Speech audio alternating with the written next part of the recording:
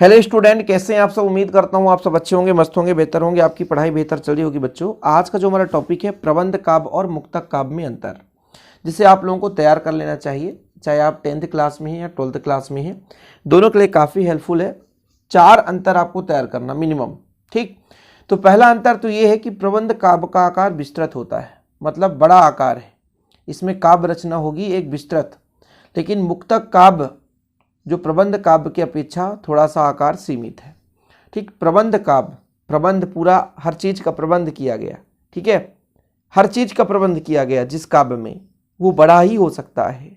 मुक्तक काव्य कभी लिख रहे थे लेकिन मुक्त होने के लिए कोशिश करें कितना जल्दी हम इससे मुक्त हो जाएं, तो छोटा ही लिखेंगे। ऐसे तरीके से याद किया जाता है।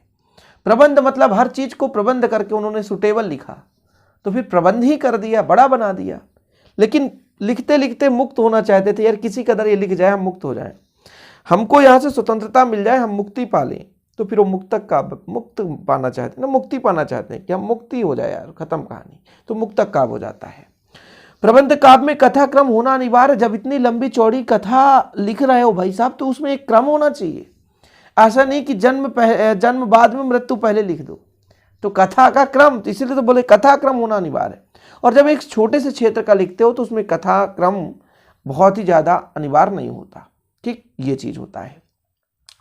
प्रबंध काव्य में छंदों में पूर्वापर संबंध पाया जाता है, जबकि मुक्तक काव्य के छंदों में पूर्वापर संबंध का अभाव होता है। मतलब पूर्वापर संबंध का मतलब जैसे आप किसी काव्य की रचना कर रहे हैं तो एक दूसरे से रिलेट हो, क्योंकि उसके संपूर्ण जीवन की वैल्यू को आप दर्शा रहे हैं, एक बड़े से विस्तृत रूप उसे दे रहे हैं, तो भाई उसके पूर्वापर मतलब पहले का संबंध बाद में होता रहे, ये प्रबंध काव्य का है। ठीक, प्रबंध काव्य सर्गबद्ध होता है जबकि मुक्तक काव्य सर्गबद्ध नहीं होता है। ठीक है, आचार्य रामचंद्र शुक्ल ने बताया था कि प्रबंध काव्य एक विस्तृत वनस्थली है। वनस्थली मतलब वन में घुस जाओ, इतना लंबा चौड़ा वन है कि उसका कोई पार ही नहीं है।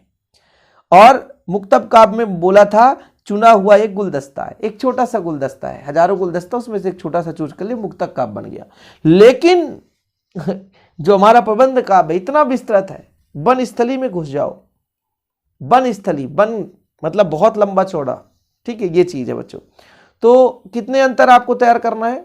मिनिमम 3 और मैक्सिमम 4 अंतर यदि तैयार कर लेते तो काफी बच्चों, समझ रहे हैं ना। 4 अंतर कि प्रबंध काव्य का आकार विस्तृत होता है, बड़ा होता है, मुक्तक काव्य का आकार थोड़ा सा छोटा होता है, सीमित होता है।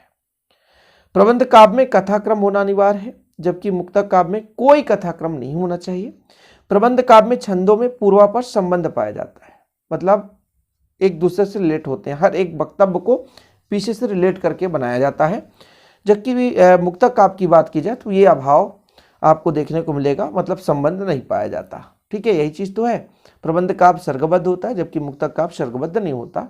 और आचार्य रामचंद्र शुक्ल जी ने बता दिया भी वनस्थली हमारा प्रबंध काव्य, गुलदस्ता एक छोटा सा मुक्तक काव्य है।